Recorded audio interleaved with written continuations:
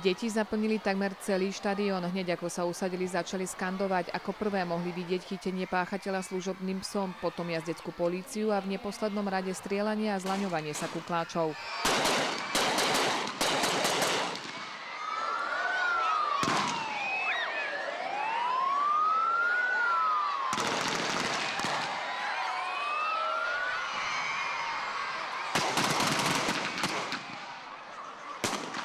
Deti tu mohli vidieť prácu policajného pohotovostného útvaru, oddelenia policajnej kinológie, ale aj jazdnú políciu so služobnými koňmi. To strieľanie. Strieľanie sa ti páčilo?